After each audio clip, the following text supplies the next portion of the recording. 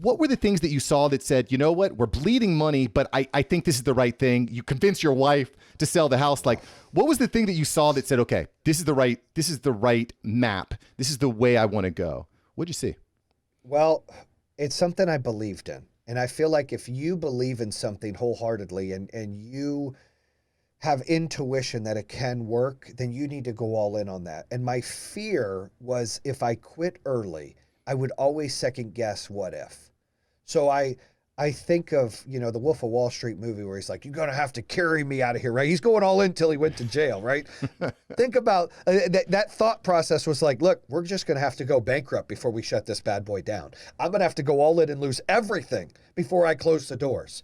And I had to be willing to risk it all because I would have questioned and challenged and bothered myself and had regret if I didn't. Like, what if I would have done that? What if I would have not been scared and sold my house and put the money in there? Could I have done that? And I look now, like with the 2,100 employees and, the 35,000 customers and 5 NFL stadiums, I almost quit. Like, I almost quit.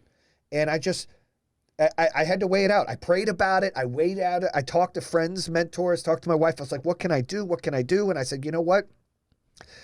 If I fail, I'm going to explode failing, and then I'm going to pick up the pieces. That's better than limping away failing. So I'm going all in. And I did that, and it worked out, and I don't believe in luck. I believe hard work brings luck, meaning like when the harder you work, the better things happen. But that's when I realized I needed not be scared or egotistical to ask for help or guidance. So as I started to grow, it was like, hey, I need to, how can I do this better? I started to ask people so I can learn more. I didn't want to be this know-it-all that fails his company, fails his team. It's the third company I built that I was part of, and I've never failed before. And my fear of failure was bigger than my fear of losing everything, because I can go get things back. But to tell at the time the 40 employees at the end of 15 or the 120 employees at the end of 16 that we're closing, that I didn't want to have to do.